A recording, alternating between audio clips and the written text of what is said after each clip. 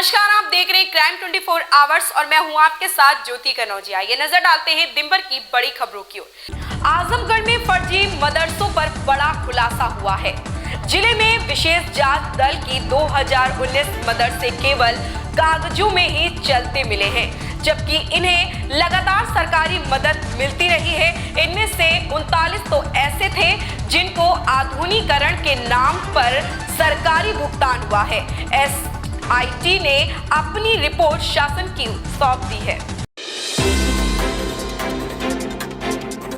तीसरे टेस्ट में पाकिस्तान ने पहले बल्लेबाजी करते हुए पहली पारी में 304 रन बनाए थे। जवाब में इंग्लैंड ने 354 रन बनाए और 50 रन की बढ़त हासिल की है। दूसरी पारी में पाकिस्तान ने 216 रन बनाए और इंग्लैंड के सामने 167 रन का लक्ष्य रखा था। इंग्लैंड ने 2 विकेट पर यह लक्ष्य हासिल कर लिए।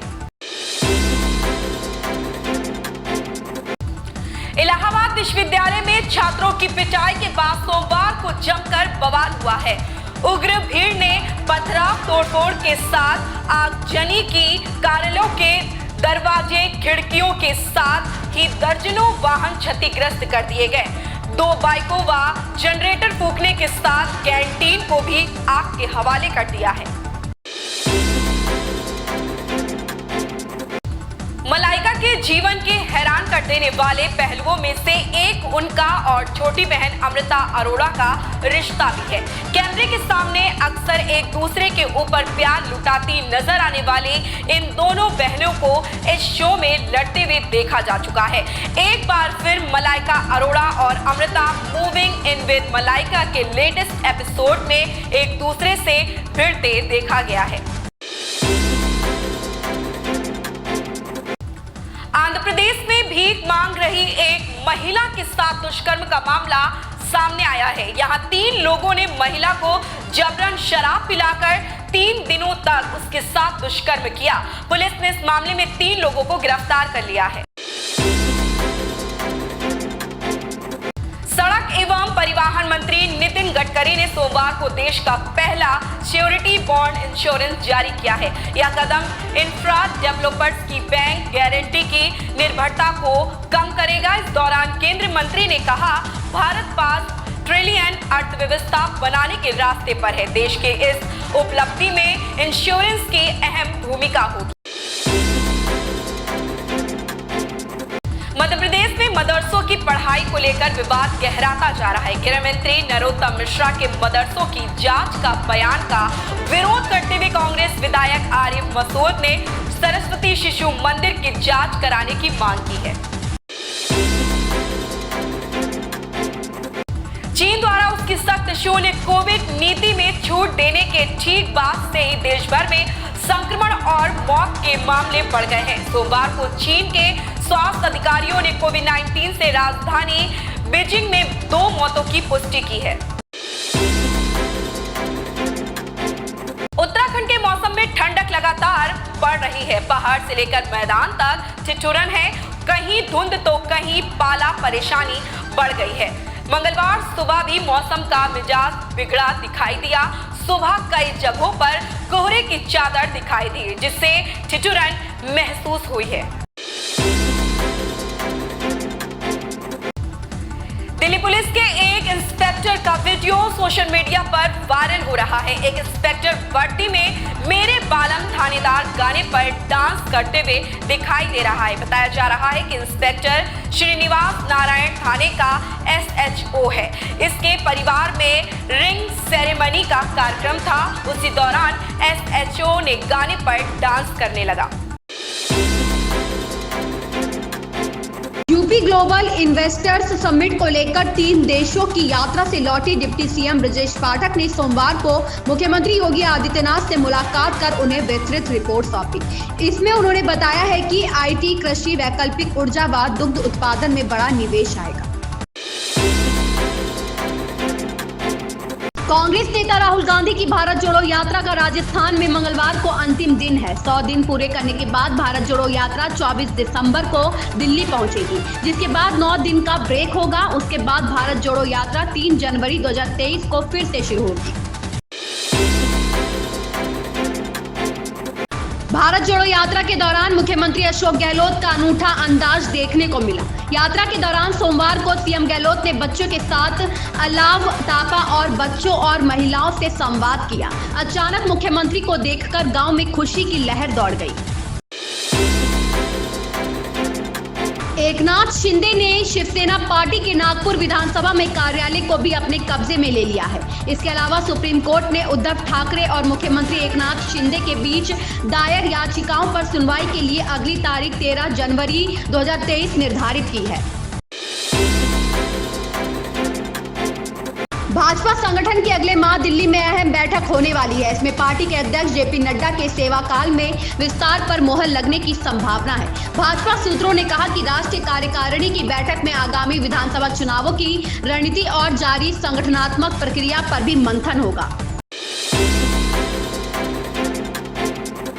देश में 21 दिसंबर से शीतलहर का प्रकोप देखने को मिल सकता है। मौसम विभाग की माने तो अगले 5 दिनों तक हिमाचल, पंजाब, हरियाणा, उत्तराखंड और उत्तरी राजस्थान में शीतलहर का असर देखने को मिल सकता है। सुबह के समय हवा की रफ्तार भी तेज होगी।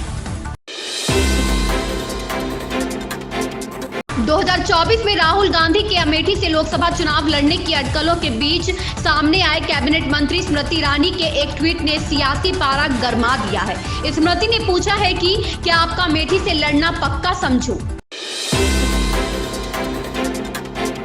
कांग्रेस के वरिष्ठ नेता सचिन पायलट ने कहा कि भारत जोड़ो यात्रा में कोई नकारात्मक बात नहीं कर रहा, बल्कि इस यात्रा में बेरोजगारी व महंगाई जैसे जनता से जुड़े मुद्दों को उठाया जा रहा है। पठान को लेकर बढ़ता विवाद थमने का नाम नहीं ले रहा है। हर दिन इस पर कुछ न कुछ नई टिप्पणी आती रहती है। मध्य प्रदेश के गृह मंत्री नरोत्तम मिश्रा के दीपिका पादुकोण की बिकनी के रंग पर सवाल उठाया है। अब बिहार में भाजपा के मंत्री हरिभूषण ठाकुर बलोच ने पठान को बिहार में रिलीज होने से रोकने की धमकी दी है। उपराज्यपाल वीके सक्सेना ने मंगलवार को केजरीवाल सरकार को बड़ा झटका दिया है। एलजी ने सरकारी विज्ञापनों के रूप में प्रकाशित राजनीतिक विज्ञापनों के लिए आपसे 97 करोड़ रुपए वसूलने का निर्देश दिया है। मध्य प्रदेश के शहरों को संवारने के लिए सीएम शिवराज सिंह चौहान का बड़ा प्लान।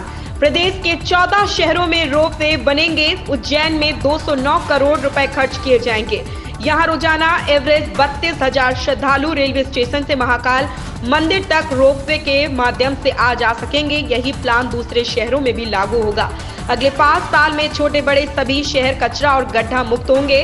भोपाल में सोमवार को हुए सम्मेलन में नगरीय निकायों के महापौर, अध्यक्ष और पार्षदों को सीएम शिवराज ने ट्रेनिंग दी है। करीब 1 घंटे तक उन्होंने पार्षदों को कई मूल मंत्र दिए हैं। इसके साथ ही उन्होंने मंच से कई घोषणाएं भी की हैं। मध्य प्रदेश विधानसभा के शीतकालीन सत्र का आज मंगलवार को दूसरा दिन है। विधानसभा अध्यक्ष गिरीश गौतम ने अविश्वास प्रस्ताव स्वीकार कर लिया। इस पर कल बुधवार को चर्चा होगी। आज प्रश्नकाल में छिंदवाड़ा के परासिया से कांग्रेस विधायक सोहन लाल वाल्मीकि ने छिंदवाड़ा जिले में जन भागीदारी का पैसा न मिलने का मुद्दा उठाया। इस पर कमलनाथ उठे और कहा कि विधायक की बात से मैं सहमत हूं। छिंदवाड़ा जिले के साथ भेदभाव किया जा रहा है। इसके जवाब में शहरी विकास और आवास मंत्री ओपीएस भदौरिया ने कहा, सबसे ज्यादा विकास छिंदवाड़ा और जीतू पटवारी की विधानसभा में हुआ है। सत्ता पक्ष ने कमलनाथ के बयान पर हंगामा किया। संसद में कांग्रेस अध्यक्ष मल्लिकार्जुन खड़गे की कुत्ते वाली टिप्पणी पर हंगामा हो रहा है। भाजपा खड़गे से माफी की मांग कर रही है। भाजपा का कहना है कि उन्होंने देश के सामने झूठ पेश करने की कोशिश की। उधर खड़गे का कहना है कि उन्होंने जो कहा वह सदन के बाहर कहा था। राज्यसभा में भाजपा नेता पीयूष गोयल ने कहा कि रविवार को अलवर में विपक्ष के नेता मल्लिकार्जुन खड़गे ने अभद्र भाषण दिया था। उन्होंने जिस तरह से अभद्र भाषा का इस्तेमाल किया, निराधार बातें कही और देश के सामने झूठ पेश करने की कोशिश की। खड़गे को भाजपा संसद और इस देश की जनता से माफी मांगनी चाहिए।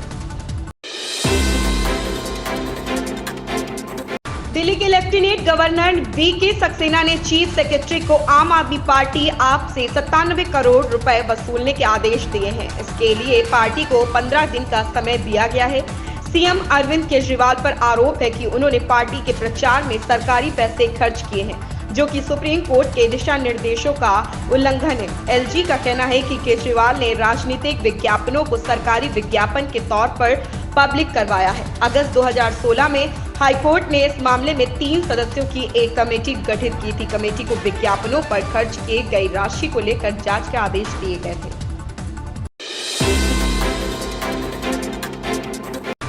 चीन में कोरोना प्रतिबंधों में ढील के बाद वहां संक्रमण की रफ्तार तेजी से बढ़ रही है। जीरो कोविड पॉलिसी खत्म होने के बाद केसेस में भारी इजाफा हो रहा। हालात इतने गंभीर हैं कि अस्पतालों के सभी बेड भरे हैं। दवाएं नहीं है, जहां है वे भी वहां लंबी लाइन लगानी पड़ रही। बीजिंग में शमशानों में 24 घंटे अंतिम संस्कार किए जा रहे हैं। हालात इतने बदतर हो चुके हैं कि अंतिम संस्कार के लिए वेटिंग 2000 तक पहुंच गई है। एक्सपर्ट्स का कहना है कि चीन में कोरोना केस दिनों दिन नहीं बल्कि घंटों में दोगुने हो रहे हैं। अमेरिका साइंटिस्ट और महामारी विशेषज्ञ एरिक फेगरडिंग ने सोशल मीडिया पर चीन के चौंकाने वाले वीडियोज शेयर किए हैं। इनमें अस्पतालों, शमशानों और मेडिकल स्टोर्स के चिंताजनक हालात दिखाई पड़ रहे हैं। उन्होंने कोरोना पर बड़ी चेतावनी दी है। कहा कि 90 महीने में चीन की 60% आबादी और दुनिया के 10% लोग कोरोना से संक्रमित होंगे।